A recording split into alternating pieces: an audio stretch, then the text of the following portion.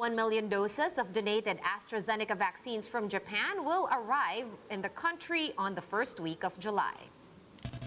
President Duterte has approved new quarantine classifications for next month. Metro Manila, Rizal, and Bulacan will remain under GCQ with some restrictions. Cebu Governor Gwen Garcia has proposed different arrival protocols for Cebuanos and non-Cebuanos. The Valenzuela LGU is planning to charge the company that paid a worker 2 days' worth of salary with centavo coins. Factory worker Russell Manyosa believes that the action was intentional on the part of his supervisor. And in entertainment, Smart has released behind-the-scenes footage of its collaboration with Korean pop sensation BTS.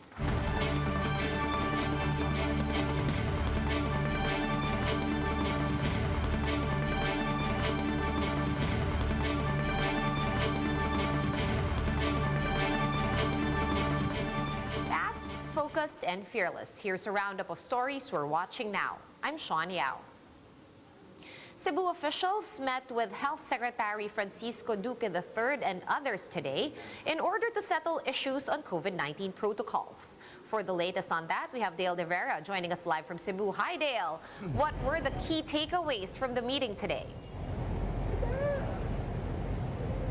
Sean, the Cebu LGU may have to do more to convince the IATF to finally allow them to implement their own policy. This as the meeting between the provincial board and the IATF officials ended to what may be considered a deadlock. Under Cebu's guidelines, a returning Filipino may leave a quarantine hotel once their swab result returns negative, a complete opposite of what the IATF implements, which is a mandatory 10-day quarantine.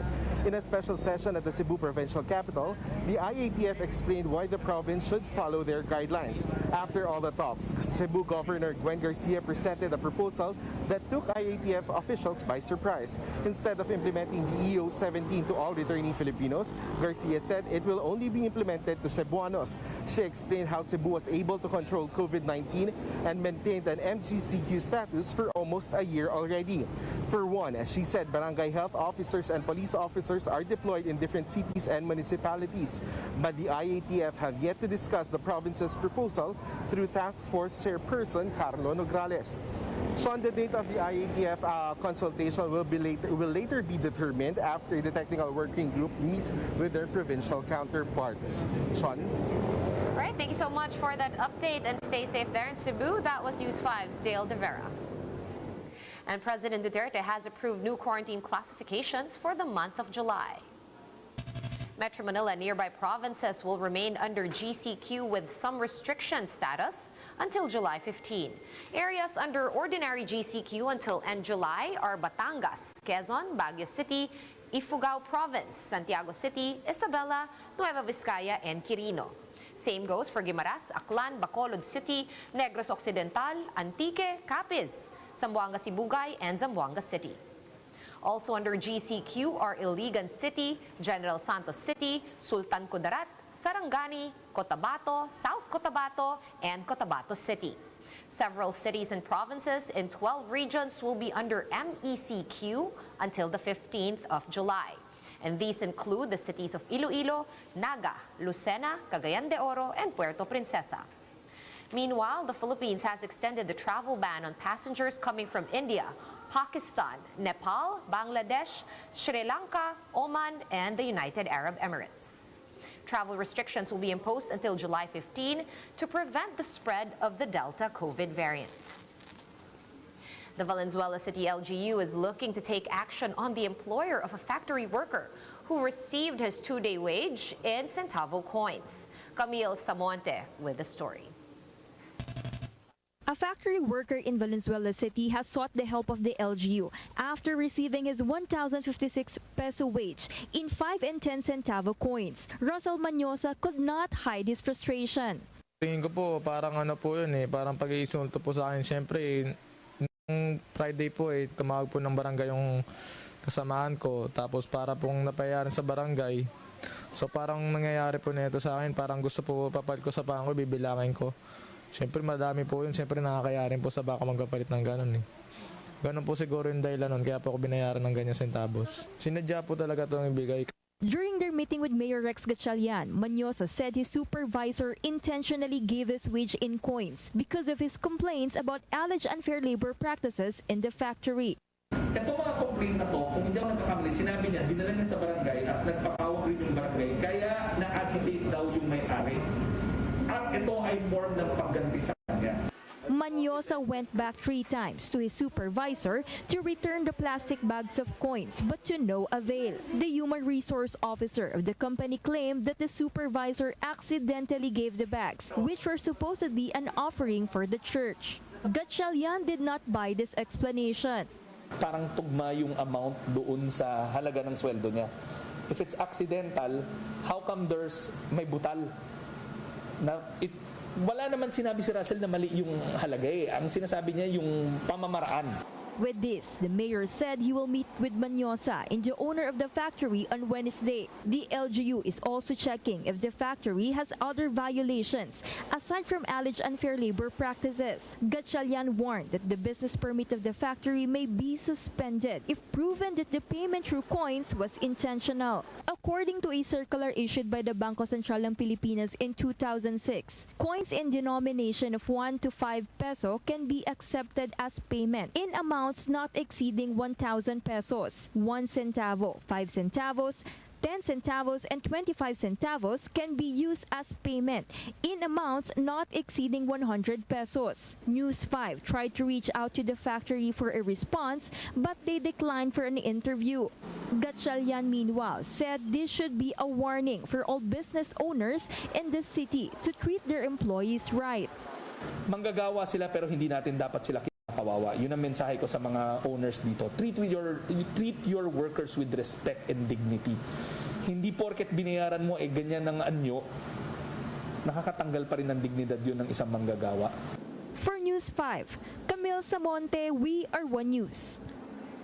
In other news, Senator Manny Pacquiao has accepted the challenge of President Duterte to name government officials and agencies allegedly involved in corruption.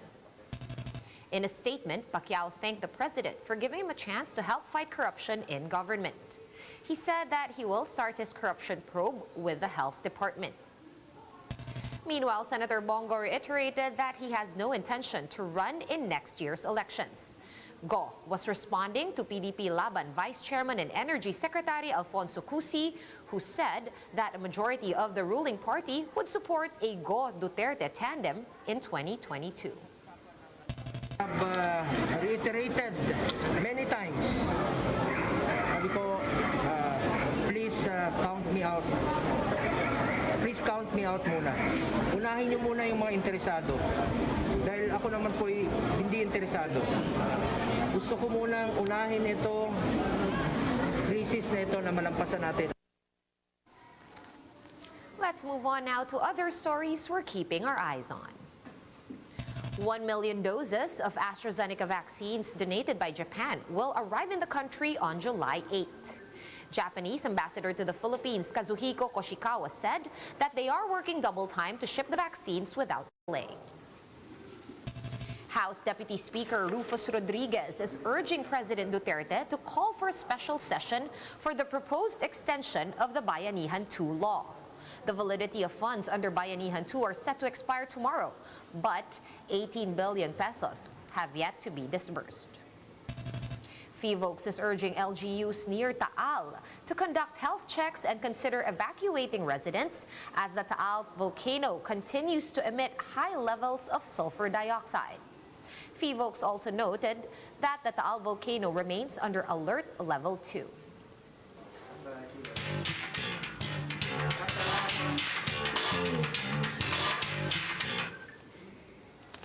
And Smart has dropped a behind-the-scenes video of its Passion with Purpose campaign, headlined by pop sensation BTS.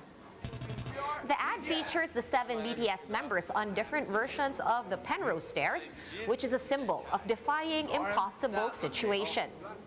You may now see how the video was done in Seoul via smartbts.com.ph and using Smart Data Connection, whether prepaid or postpaid.